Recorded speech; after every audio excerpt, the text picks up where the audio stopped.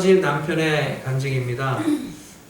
이 사람이 이제 예수 믿고 교회 나가기 전에 먼저 교회를 나갔던 자기 부인에 대해서 한 가지 참 불만 사항이 있었습니다. 그것은 바로 자기 부인의 은혜 타령이었어요. 자기 생각에는 자기가 열심히 회사에서 일해서 돈 벌어다가 참 가정을 먹여 살린다고 생각을 했는데, 이 부인이 항상 하는 말은 우리 가정은 하나님의 은혜로 삽니다. 아멘. 그게 마음에 들지 않았던 것이었어요.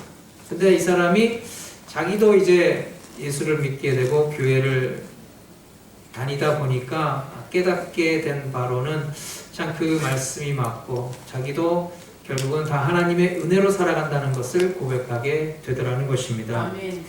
여러분, 그렇습니다. 우리가 깨닫기 전에는 참 세상 살아가는 것이 내 힘과 내 의지와 내 능력으로 되는 것처럼 여겨집니다. 그러나 깨닫게 되면은 참 내가 살아가는 모든 것이 바로 하나님의 은혜로 말미암는다는 고백을 하지 않을 수가 없다는 것입니다. 그래서 요즘 들어서 참 이 은혜라는 말이 더 절실하게 가슴에 와닿습니다. 세상은 참 근심되는 일이 많습니다.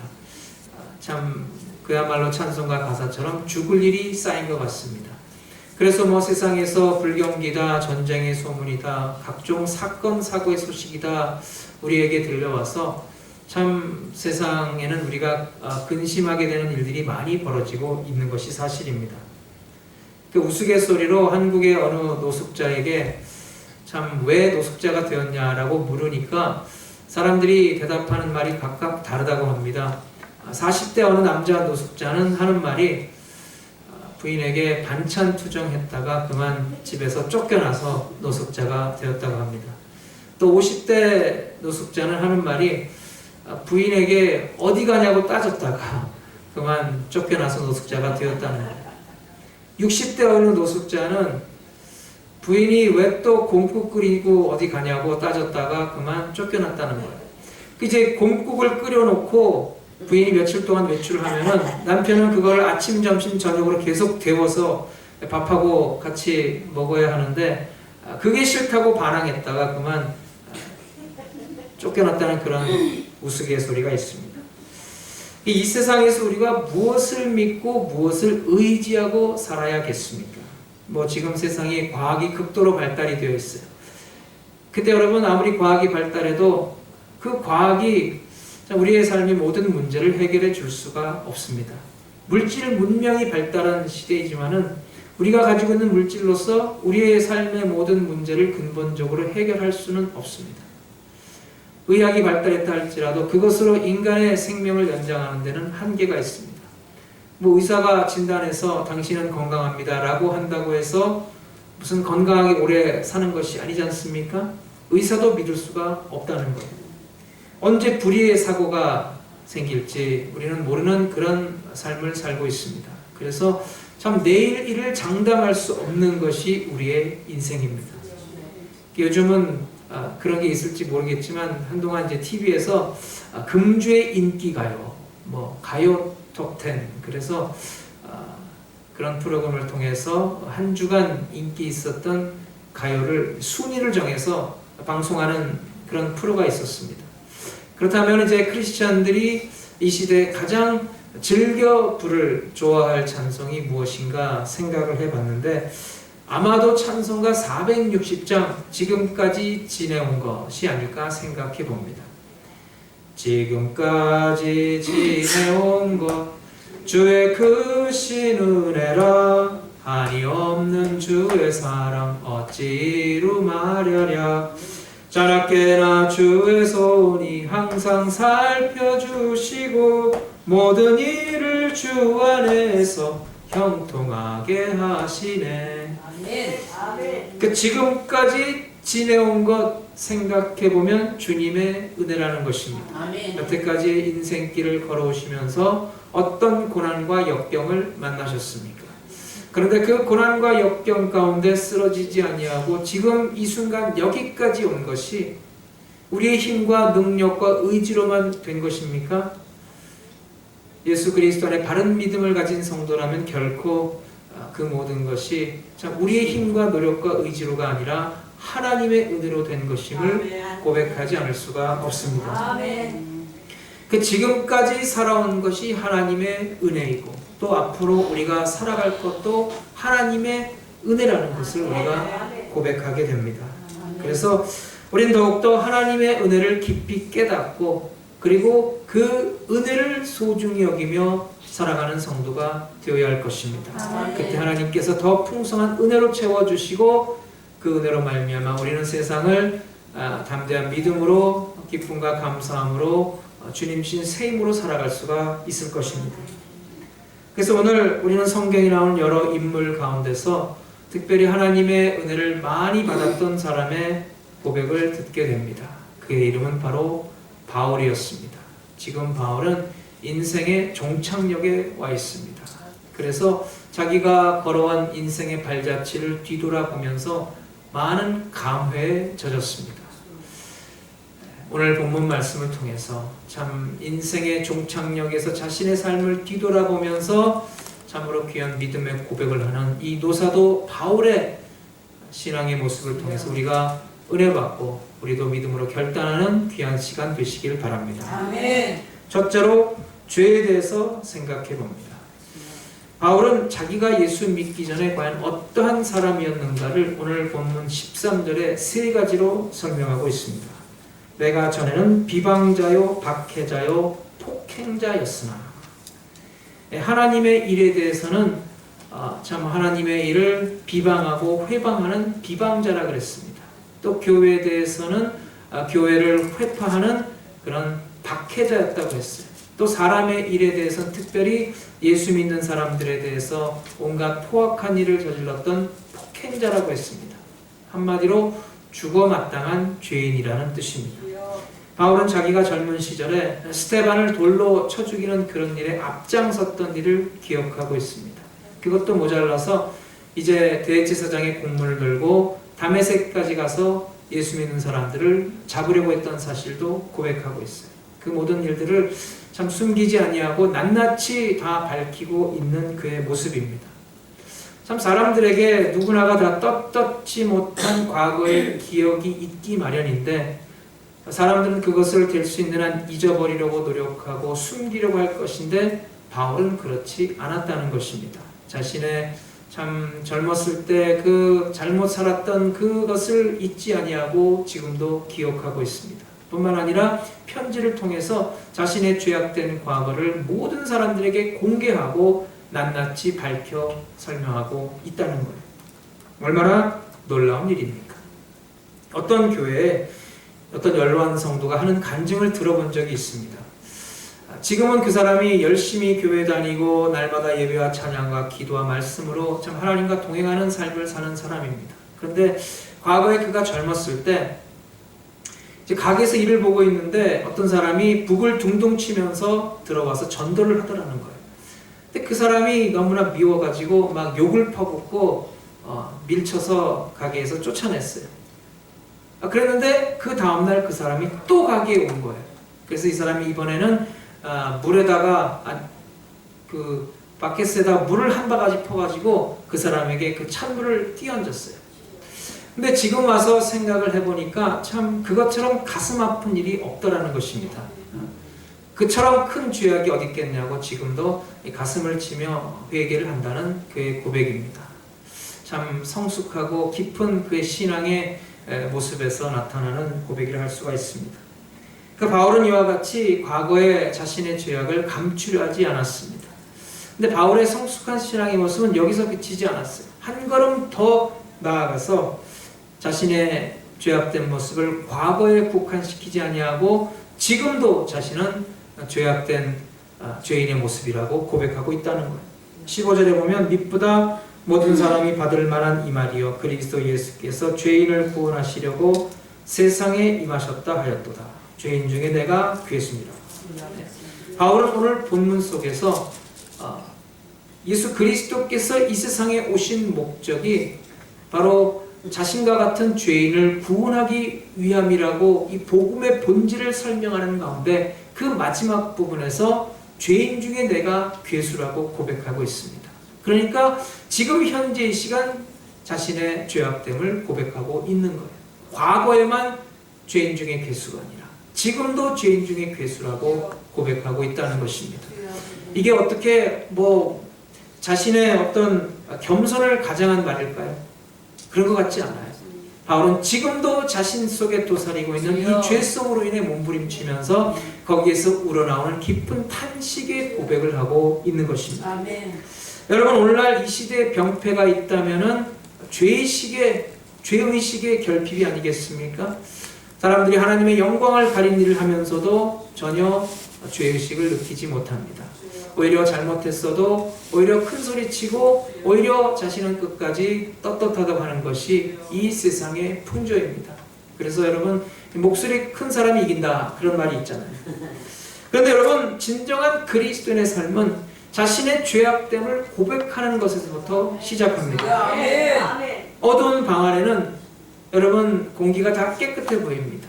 그런데 여러분, 빛을 비추게 되면은 그 가운데, 공기 가운데 많은 먼지가 있고 많은 불결한 것이 드러나게 되어 있습니다. 마찬가지로 우리가 하나님 앞에 더 가까이 가면 갈수록 하나님의 거룩한 빛이 우리의 마음을 비추게 됩니다. 그러면은 우리 안에 있는 부족함과 연약함과 죄악됨을 우리가 깨닫게 되는 것입니다. 이사야 선지자가 성전에서 기도할 때 하나님의 영광이 성전 가득한 것을 체험하게 되었어요. 그때 이사야 선지자가 무슨 고백을 합니까? 바로다, 나여 망하게 되었도다. 나는 입술이 부정한 자로다. 입술이 부정한 백성 가운데 거하며 참 하나님의 그 영광을 보게 되었도다. 자신이 죄인인 것을 가장 먼저 고백했어요. 여러분, 베드로도 그렇습니다. 베드로가 밤이 맞도록 그물을 던졌는데 한 마리 물고기도 잡지 못했어요. 그때 예수님이 오셔서 깊은 곳에 그물을 던지라 말씀하셨을 때 말씀대로 순종하니까 엄청나게 많은 물고기를 잡게 되었어요. 예수님의 놀라운 은혜를 체험한 것입니다. 그때 베드로가 뭐라고 고백합니까? 주여, 나를 떠나소서, 나는 죄인입니다. 자기의 죄를 먼저 고백하는 베드로의 모습입니다. 성 어거스틴이 하나님의 놀라운 은혜를 체험했을 때 자신의 죄악됨을 깨닫게 되었다고 했어요. 그래서 그 유명한 참회록이라는 책을 통해서 자신의 죄를 회개하는 고백을 하는 것을 우리는 보게 됩니다. 여러분, 그래서 진정한 그리스도인의 삶은 나는 부족한 사람입니다. 나는 죄인입니다. 라는 고백에서 시작하는 것입니다. 나는 부족한 죄인입니다. 라는 고백이 무엇을 의미하겠습니까? 거기에 무슨 의미가 담겨져 있습니까? 주여, 나는 부족합니다. 나는 연약합니다. 주여, 나를 불쌍히 여겨 주시옵소서. 나를 주의 은혜로 인도하여 주옵소서. 그런 뜻이 담겨져 있는 것 아니겠습니까?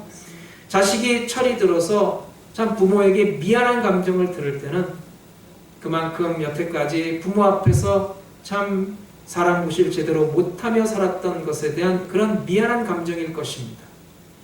탕자가 철이 들었어요. 탕자가 자신의 잘못을 깨닫고 이제 아버지의 품으로 돌아갑니다. 그때 탕자가 무슨 말을 합니까?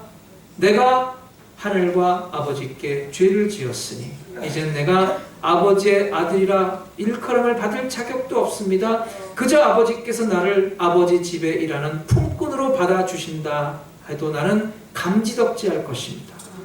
자신의 부족한 모습을 깨닫고 고백합니다. 그래서 제가 목회하면서 날마다 느끼는 것은 제 힘과 능력으로는 아무것도 할 수 없다는 것입니다. 네? 제 힘으로는 할 수 없습니다. 저는 부족한 죄인입니다. 주님, 저를 불쌍히 여겨 주옵소서. 주의 은혜로 인도하여 주시옵소서. 아멘. 자신의 부족함을 고백하고 더욱더 하나님의 선하신 인도함을 구하게 된다는 것입니다. 자신의 부족함과 허물을 깨닫지 못하고 내가 뭘 잘못했냐고 따진다면 그것은 아직도 하나님의 은혜를 깨닫지 못했기 때문입니다. 아직도 구원받은 하나님의 백성이라 할 수가 없다는 것. 예수 그리스도의 보혈의 권세로 구원받고 죄사함 받고 그 영생의 놀라운 은혜를 누린 성도라면 먼저 자신의 죄악됨을 회개하고 그리고 날마다 자신의 연약함과 부족함을 주님 앞에 내려놓고 주님의 은혜를 구하게 되는 것입니다. 여러분, 우리 모두 더욱더 우리 자신의 연약함과 부족함을 깨달을 수 있기를 바랍니다. 그래서 오늘도 우리가 주님 앞에 겸손히 우리 자신을 낮출 수 있기를 바랍니다. 죄인의 구주여 만군의 여호와 하나님, 만복의 근원 되신 주님 앞에 우리가 날마다 겸손히 엎드릴 수 있기를 바랍니다. 그때 주님께서 우리에게 더 풍성한 은혜로 채워주시고 더 크신 은혜로 인도해 주시고 우리를 귀하게 사용해 주실 줄로 믿습니다. 두 번째로 은혜에 대해서 생각해 봅니다. 이것은 죄에 대한 깨달음보다 더 중요합니다. 그래서 바울은 로마서 5장 20절에 고백하기를 죄가 더한 곳에 은혜가 넘치니라 라고 고백합니다. 무슨 뜻입니까? 죄가 이만하다면 하나님의 은혜는 그 죄를 훨씬 더 많이 감싸할 만큼 더 크고 위대하다는 것입니다. 아무리 큰 죄악을 저질렀다 할지라도 하나님의 베푸시는 은혜는 그보다 더 크다는 거예요. 그래서 본문 13절 다시 보면은 내가 전에는 비방자요 박해자요 폭행자였으나 도리어 긍휼을 입은 것은, 바울은 자신이 참 죽어 마땅한 죄인이라고 고백하고 있어요. 그럼에도 불구하고 하나님께서 바울에게 긍휼을 베풀어 주셔서 하나님의 백성으로 삼아 주신 그 놀라운 은혜를 바울은 잊지 아니하고 감사하고 있다는 것입니다. 하나님의 은혜로 말미암아 죄사함 받고 하나님의 백성이 된 것만 해도 고마운데 하나님의 위대한 사명을 받아서 이방인의 사도로서 예수 그리스도의 복음을 전하는 귀한 사명을 감당하게 되었다는 것입니다. 그래서 바울은 이것을 14절에 우리 주의 은혜라고 하면서 은혜라는 말로 표현하고 있어요. 바울은 그 누구보다 하나님의 은혜를 깊이 체험했던 사람입니다. 그래서 바울은 고린도전서 15장 10절에 고백하기를 나의 나된 것은 오직 하나님의 은혜로 말미암았습니다. 만일 바울이 지금 우리가 사용하고 있는 찬송가를 갖고 있다면 과연 어떤 찬송을 즐겨 불렀을까요? 아마도 찬송가 410장을 날마다 그 가사를 음미하면서 참 감격의 고백을 했을 것 같습니다. 하나님의 은혜로 있을 데 없는 자 왜 구속하여 주는지 난 알 수 없도다. 왜 내게 굳센 믿음과 또 복음 주셔서 내 마음이 항상 편한지 난 알 수 없도다. 왜 내게 성령 주셔서 내 마음을 감동해 주 예수 믿게 하는지 난 알 수 없도다.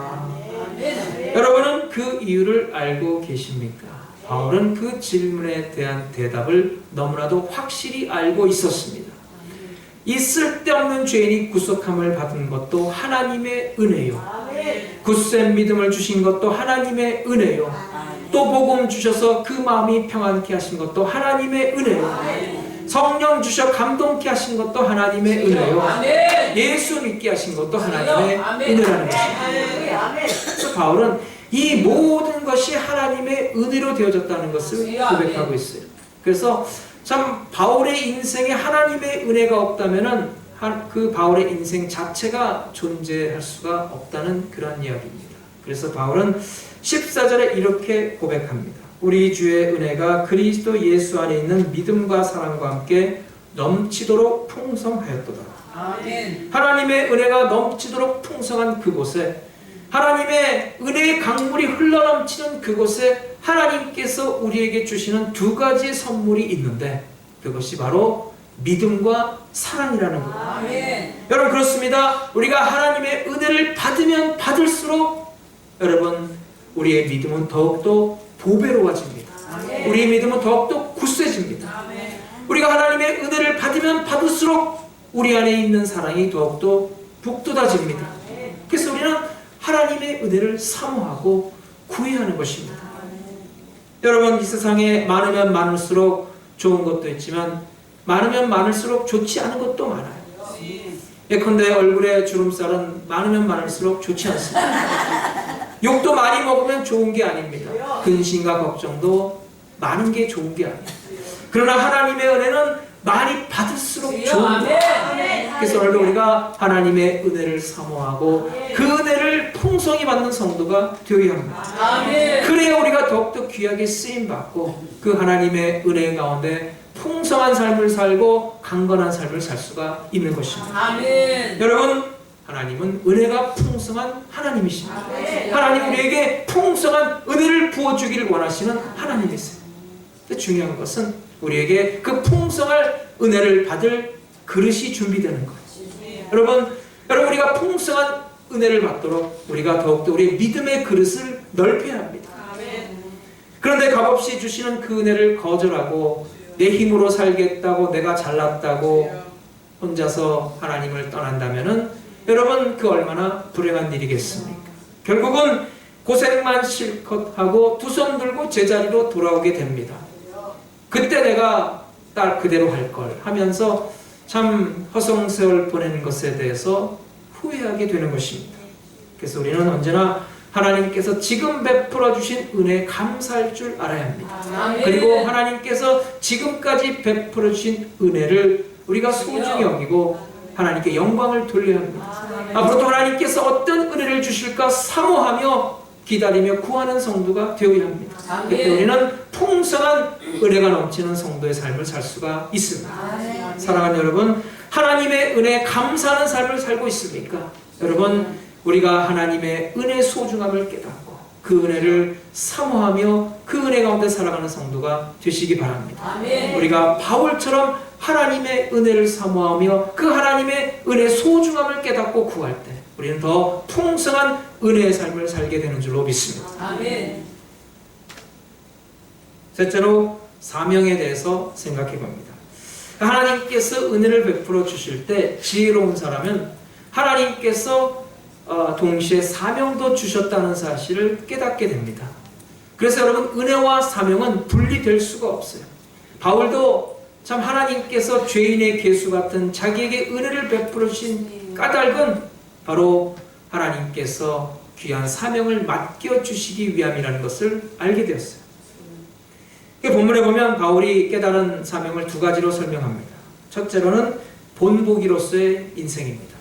16절에 보면은 그러나 내가 긍휼을 입은 까닭은 예수 그리스도께서 내게 먼저 일체 오래 참으심을 보이사 후에 주를 믿어 영생 얻는 자들에게 본이 되게 하려 하심이라. 본이 되게 하셨다 그랬어요. 바울은 비로소 왜 하나님이 추악한 죄인인 자신을 구원해 주시고 은혜를 베풀어 주셨는가 그 이유를 알게 되었어요. 그것은 죄인의 괴수된 자기라도 버림받지 아니하고 예수님을 영접했을 때 구원받은 것처럼 세상에서 그 어떤 악독한 죄인이라 할지라도 자신의 죄를 회개하고 예수님을 영접하면 구원받고 영원한 생명을 얻는다는 교훈을 가르쳐 주시기 위함이라는 거예요.